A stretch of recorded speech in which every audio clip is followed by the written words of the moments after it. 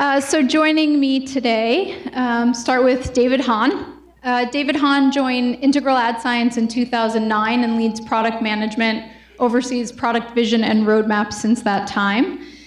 He co-chairs the IAB Traffic of Good Intent Education Committee. Sounds like a great committee to be on for you. And is a frequent speaker at industry events and panels. So David, please join me up on stage. Next up, Jonah Goodhart, CEO and co-founder of MOAT, a New York-based analytics company focused on driving success for marketers and publishers. MOAT is on the forefront of helping shift digital advertising dollars away from impressions and clicks and towards new models of attention. Jonah was the founding investor and board member of Right Media, founding partner of WGI Group, and co-founder of Billions.org. He was a member of Mayor Bloomberg's Council on Technology and Innovation, and is a member of the Broadcasting Board of Governors Commission on Innovation. Jonah, please come up.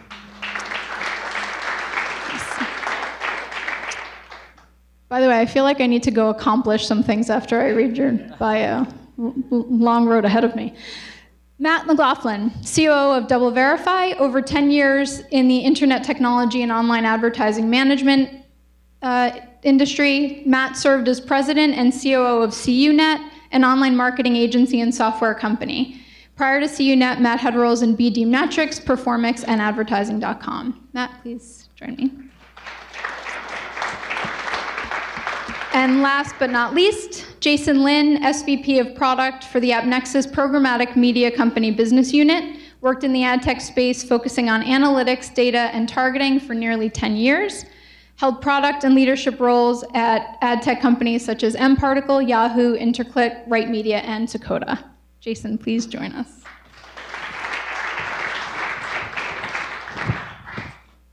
Okay, so before we actually get into the panel, I'm gonna let you guys do a shameless plug, but I'm gonna limit your time. What I want you to do is give me, in 30 seconds or less, what differentiates your company from the others on our panel. Single largest USP. Well, firstly, that was the best introduction I've ever got to any speaking event, so thank you very much. So Integral Ad Science is a media valuation platform, and essentially our core USP is being able to help buyers and sellers understand the true value of every single impression. So obviously we focus very heavily on understanding high-quality media, and that includes or excludes things like fraud, ads that are out of view, and ads that provide brand safety issues. Yeah, so first of all, I love that picture because it was 15 years ago and I don't look like that anymore. But it's nice that we get to keep putting those pictures up. I'm Jonah Goodhart, and MOAT is really, I guess, focused on one primary thing, which is making brand advertising work in digital. Coming out of my background in direct response, in working with Brian back in the day, and throughout the internet, frankly, most of the internet has been in advertising about DR, and our perspective was, how does this work on the brand side? And I guess I would add to that our perspective is that the shift in consumer behavior that Brian talked about is one that has to do with attention. We're changing the way that we pay attention as a society, and marketers have to react to that differently than perhaps we once did. So DoubleVerify authenticates the online media for the world's largest brands, and that's really what sets us apart. We founded the verification space, and specifically as it relates to fraud, we've been deterministically identifying multiple types of fraud using our fraud lab for the last 6 years. So we've been in the space. Fraud's been an integral part of our solution for the last 6 years, and we continue to innovate. Well, we don't compete with any of these guys. We're actually partners with everybody. Yeah, AppNexus, largest ad exchange, and as many of you are aware, we've started some inventory quality initiatives, a lot of them partnering with the rest of the people on the stage. Thank you. So with regard to fraud, which is obviously one of the major topics here, fraud is a very broad term. And fraud in our industry means different things to different people. I'd argue if you ask one person, they might see it's stacked impressions. If you ask another person, it's human versus non-human traffic. If we use this broad term of fraud loosely in the industry the way we do you think we're actually going to be able to communicate with one another properly, or do we need to start breaking down the term fraud into sort of the vertical categories and conquer each of them one at a time? So are we doing ourselves a disservice by doing what we do best in our industry, which is trying to make something very broad from a conceptual perspective? Jason, why don't we start with you? Absolutely. I think, because you can see this, how fraud and viewability all get conflated when they're actually very, very different things, especially when you get to something like quality, because what's quality to somebody, to one person, may not be quality to someone else. I think we need to get very precise when we talk about fraud in particular, because there's some very legitimate behaviors that get labeled as fraud, but they're not actually fraud. And if you compare our industry to other industries, this notion of 0% fraud when you don't have clear definitions is it's not workable. If I could just jump in, I would just add to that I think it makes it extraordinarily difficult to have conversations with publishers, with marketers, when there is no agreement on what that word means. So for example, if you have a display ad that's in the background of a page where it's physically not possible to be seen, some marketers might call that fraud. If you have a video ad that is force played, force muted, put at the point on a page where it's virtually impossible for anybody to see it and is not factually seen, a lot of marketers would call that fraud. A lot of people would not call that fraud at the same time. And so I think it's an emotionally sort of loaded word. Who wants to pay for fraud? It sounds insane. Number two, it has no specific meaning. And number three, I think it leaves us in a place where everybody is fighting with each other. Lawsuits have been created as a result of some of the way people, in my humble opinion, use terminology. So I think we need to get past that concept. If this wasn't called the fight against fraud, it was called the fight against fill in the blank, invalid traffic, non-human traffic, whatever we're focused on, let's make it that, not marketing terms. So I would disagree a little bit. I think for us, there's a clear distinction between fraud and low quality, right? Fraud is a yes or no answer. Like, there's no score for fraud. When you identify an impression or a click as fraudulent, that's essentially a judgment that the buyer should not pay for that, and that's taking money away from the seller. That's a very different scale versus just quality metrics like it's unlikely to be seen or is low viewability. So I think there's a clear difference, at least in our mind and in our solutions, that fraud's a deterministic yes or no. Buyers should not pay for fraud. And then there's other quality metrics that enhance your media planning and your buying and your ROI. Let's make this controversial for a second. So if we take a buyer in the audience and their contract says, I don't pay for autoplay videos, and they're buying videos that are being autoplayed against their contract, would you say it's not just a low quality issue, right? That's not in compliance with the contract, but that's not fraud either. So I guess what I would say is that I would agree with you, by the way, but I would say that the marketers don't all agree with that. The marketers would say, that's fraudulent, they're ripping me off. I have a contract that says this and they're doing something opposite. And the issue is, if we don't have transparency of language, we're gonna end up in this place where we're fighting about the words instead of dealing with the underlying issues. So I totally agree with that. I think that is the point and the question that was asked, which is we do need a common language about what fraud means and what it doesn't. The IAB, the MRC, and others are working on expanding those guidelines and working towards accreditation against those guidelines. I think that's very important so that we can draw that distinction between non-compliance, low quality, and true fraud. Isn't that fun? Non-compliance, low quality, true fraud. Welcome to the internet. No, I mean, I think the basic premise here, and I agree with what everybody's saying, is that we tend to generalize too broadly in this industry. And I think that fraud is something firstly unique in that the other types of standards that we've set as a body of, or as an ecosystem, have been fairly easy to define. Is an ad seen or is an ad not seen? That's fairly easy to define. Is an ad fraudulent or is an ad not fraudulent is clearly more difficult. In our minds, fraud is one of two things. It's really whether or not an ad is served to a human, and obviously an ad that's not served to a human, that's served to a robot or a machine, is fraudulent, or whether there is a knowing intent by a publisher to deceive an advertiser. Now, that knowing intent is sometimes murky, because sometimes publishers don't necessarily control all the media they're serving on, and that's where we start getting into how do we differentiate between what is fraudulent, what is good practice, bad practice, and to these guys' points, what is quality. And I think that we've got a fairly long way to go when it comes to determining what is good quality media and what is bad quality media. And from the Integral side, we don't believe that it's only a publisher's problem to solve. We believe it's an advertiser's problem to solve as well. And so we're all in this fight. And the only way this industry and this ecosystem gets better is if we fight it as a collective whole. So, please, Joe Barone from Group M, please, go ahead. Everybody, Joe Barone from Group M. Joe, there was an over-under by us was when you were going to ask your first question. I just want to say that scoring has value with qualitative evaluation of inventory, for sure.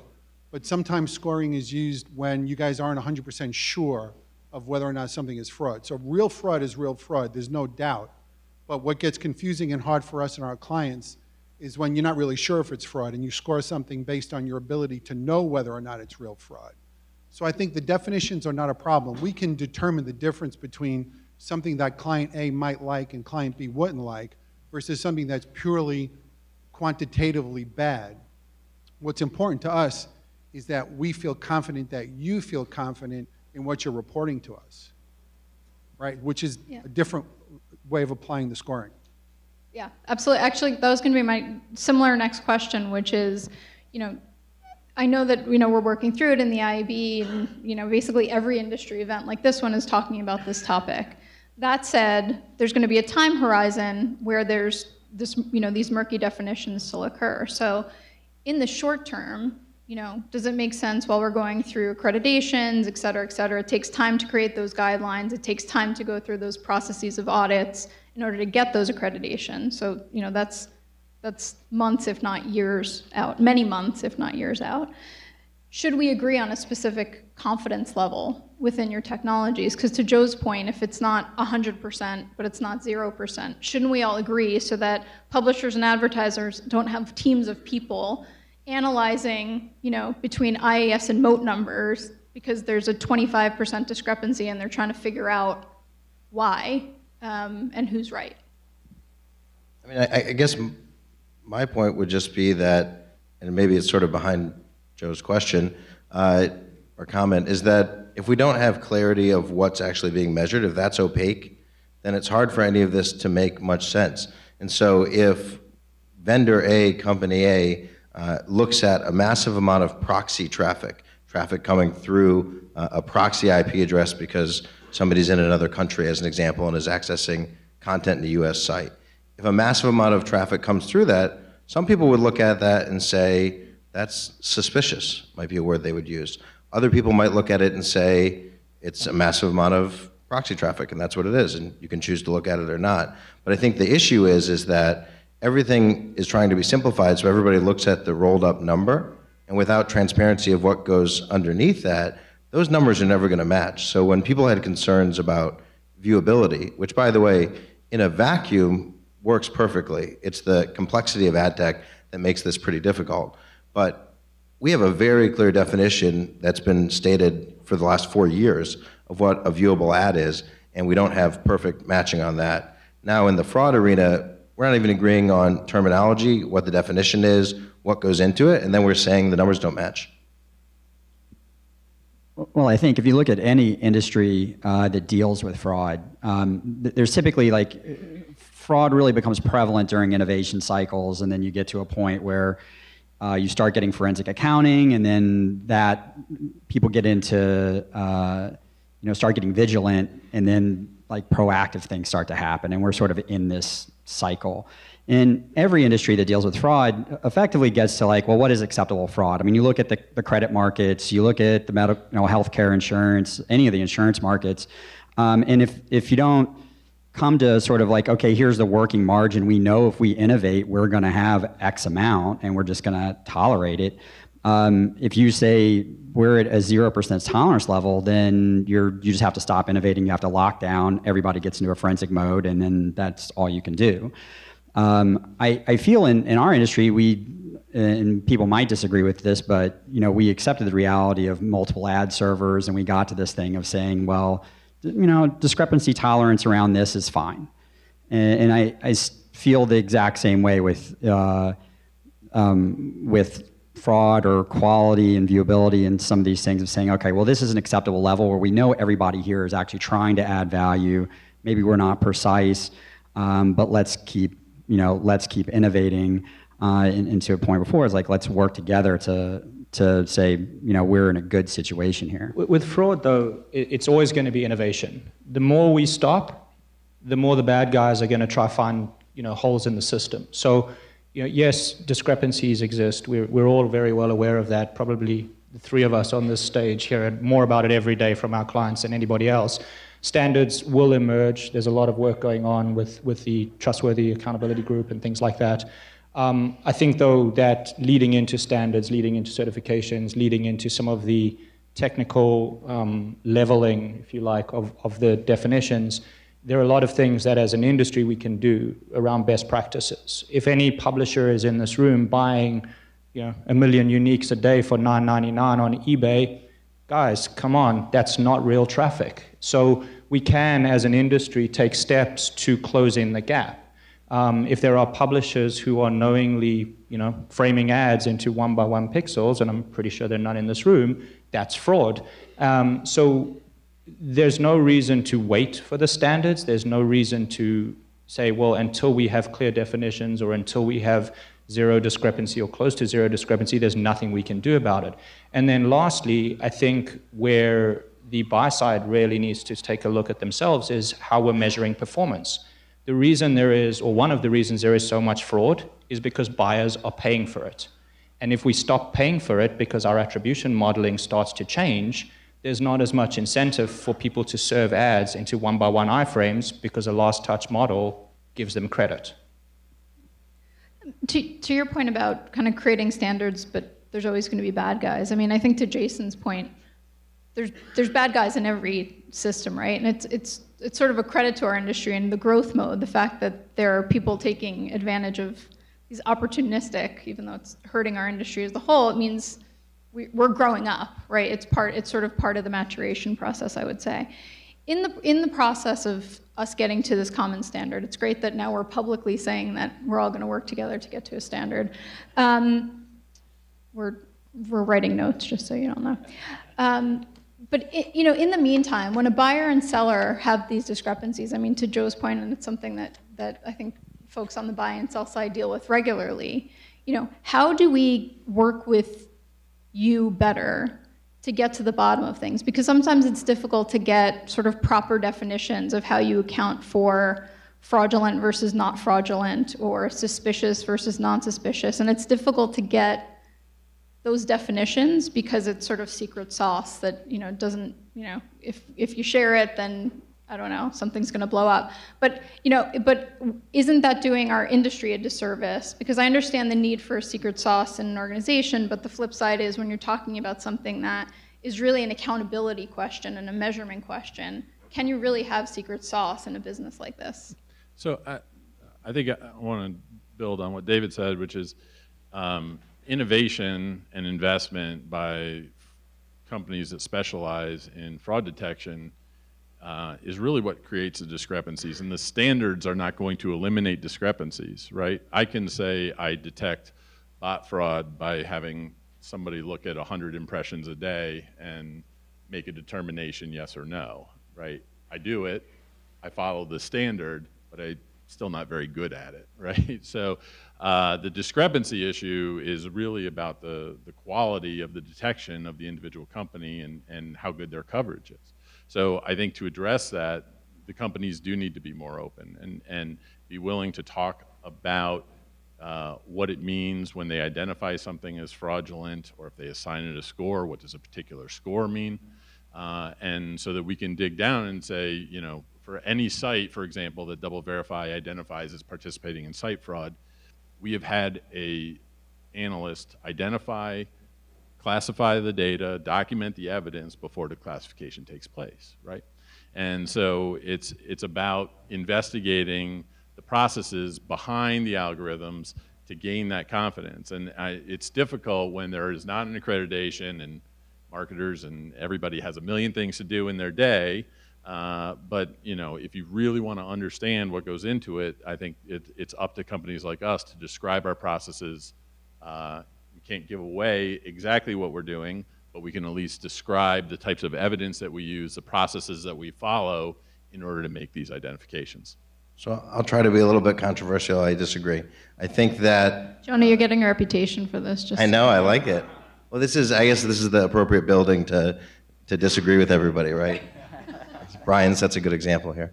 I guess what I would say is that when let's think about a real world situation where one vendor says there's X% quote unquote fraud, 9% fraud on your site, and the publisher looks at that data and goes, well, wait a minute, what does that mean? 9% fraud, that's insane. What does that mean? First of all, the marketer is angry.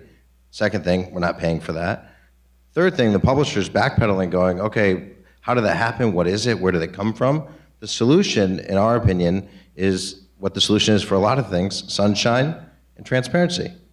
Clear definitions. What exactly were you measuring? How do you know that? Prove it to me. Show me exactly where that came from. We can do that with viewability in the MOAT world. We can do that with what we don't call fraud. We call invalid or non-human traffic. We think transparency is key here. This idea that if we're transparent, the criminals are going to figure it out. The credit card industry has a significant amount of fraud. It's a tiny, tiny, tiny, tiny, tiny fraction of a problem for them, because they know, for example, if you don't swipe a credit card, they know that increases the likelihood of fraud. If you type it in, that increases the likelihood of fraud. What do? It's a slightly higher charge for a merchant to take a non-swiped credit card.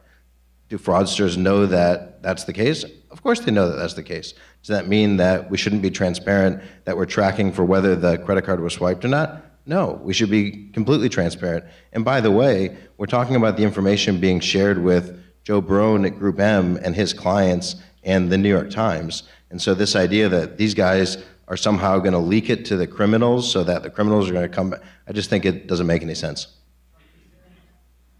So, yep.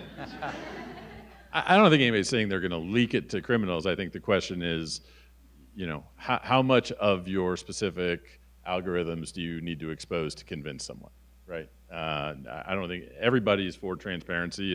It's baked into the verification guidelines, so any company that's accredited against the verification guidelines has to share a level of data with both buyer and seller, right, about what's taking place. The question is, when it gets to Joe's question about, how certain are you, right? How do you prove certainty? What mathematical models are you using? What data points are you collecting? All those types of things, and that's a level of data that can be shared one-on-one, but full transparency certainly, allows others to take advantage of that about the specific mechanism. Yeah, I would say certainty is a probabilistic idea. Deterministic means that you know it's the case and you can prove it. We can prove that an ActiveX control was shown on a Chrome browser, and that doesn't exist. Chrome doesn't have ActiveX controls. We would call that an incongruous browser, and we would literally show you the code of where we detected that. I think that's just a different approach, I guess. Yeah, I think transparency is key. I agree with what we're both saying. I don't think you're being controversial. I think you're both saying there's a level of transparency. The reality is that, and my background is originally in the security industry. The bad guys are going to figure out our algorithms way before we have time to explain them, and that's the unfortunate reality. So there is this theory that the more we disclose and the more we tell everybody about how we're catching the bad guys, the more we are giving them a roadmap of how to go around us. They're figuring it out way before we've even had that debate. They're not 1 or 2 or 3 16-year-olds sitting in a room in Eastern Europe. They're full-on organizations with thousands and thousands of participants that reap billions of dollars a year from this industry and cause more pain for us in this room than the 3 of us on stage. So our feeling is the quicker we can get to a point where this becomes manageable and it becomes something that we can prevent from happening, the better off we all are as a collective group. And so that's really what we're trying to facilitate from the integral side, and whether that's standardization through the MRC and the IAB, whether that's transparency, whether that's declaration of methodology. We're comfortable with most of it to a point. And we believe that the majority of people in our industry are actually upstanding citizens that don't want to try and steal from everybody. So that leads into my last question.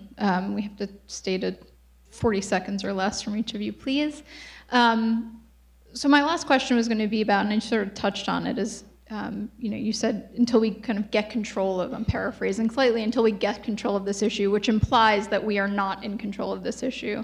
So final question to everybody is it really accurate that we're not in control of this issue? Or is it okay that we're managing this issue just like the insurance companies and the credit card companies, et cetera, et cetera? Are we making a mountain out of a molehill? We certainly have something, we're dealing with something as an industry. Is it as large of a problem, really, as sort of the amount of airtime that we're giving it? We are in control of this problem. I think we're just moving from awareness into action right now. And when we get into action, this is, we just had this big initiative at AppNexus. Probably the biggest thing that we did was just being transparent, just introducing transparency, and it was enthusiastically embraced by most of the players. We actually had 60% of all of our business opted in to transparency before we enforced it. I mean, people were actively going over. And a lot of it was just people didn't, like, they want to play well, but a lot of this black box-ish and two-sided market part of it, dynamic, was really holding people up. And it made, people got a little bit antagonistic, but if you say, here are the tools, here's how you can manage the expectations, this is actually going to make it harder and less economically feasible for people to take advantage of this system. Everybody jumps in. Not everybody, but most people jump in, and that's, at the end of the day, it just has to be economically unfeasible, and everyone here is just responsible for doing that. So are we ever going to totally eliminate it? No, there's always going to be a whack-a-mole. But we can get it to, a thing where we're just like every other industry. Yeah, I would say, really, the judgment of whether we're in control of the issue or not is one that goes back to the buyers, right? I think they will accept a certain level of, baseline activity that's invalid or fraudulent as part of the overall ecosystem. But I think historically, for the last couple of years, it has been out of control. And we're only, we are introducing the tools, the transparency, the targeting tools, the measurement tools, blocking, in order to bring it under control. Yeah, I mean, I guess I would look at it in some of the numbers that have been quoted in the press. 10 to 25% was the number from the ANA study that came out a little while back. And I would say it's significant, and I think there's pockets of it that are higher than that, and there are pockets of it that are almost nothing, that there's not a problem. What I would say is that if we don't have transparency on the issue, though, we're really not going to get beyond that. And so we can all sit up here and say, like, yeah, we're on board with transparency, but when we go back to our day-to-day lives, we need to actually do that. We need to actually give clients underlying specifics. It's not just suspicious, it's not just fraud. Here are the 4 things why, here's the proof, here's exactly where it's coming from. And if we do that, plus on Jason's point, take the money out of the ecosystem for fraudulent bad actors, good things will happen out of that. And so I think it is a problem. It's not the most unsolvable problem, but we're not going to get there when there's status quo, no transparency on what's going into these definitions, and no agreement on what even the terminology is that we're describing things with. Yeah, so we also think that there's been a wide degree of inconsistency around how out of control it is. And to Jonah's point, there are certain areas where it's really bad, and there are certain areas where it is in control. We also find that there are certain people who we deal with in our clients, whether they be buyers or sellers, that are more proactive about taking control and less so. So AppNexus is an example of somebody that is taking control, and there are a lot of sellers that are too, and a lot of buyers that are too. However, I think one of the points to note is that the scale at which this ecosystem operates, the scale at which volume gets pumped through all the various different programmatic platforms and the different buying channels is not like many other industries out there. And so the place where I think we need to get better control is how to leverage technology to be more actionable. we cannot just continue to provide reports or disclosure or transparency to buyers and sellers that say, look, on your billion impressions that you served today, here's the percentage that were fraudulent, because then we need an army of people to go through that and reconcile it all. So we're trying to move away from the, traditional impression reconciliation discussions and focus more on how we make technology actionable and preventative to just stop the discussion or stop the transaction from happening in the first place. Thank you very much. We're out of time. Thanks.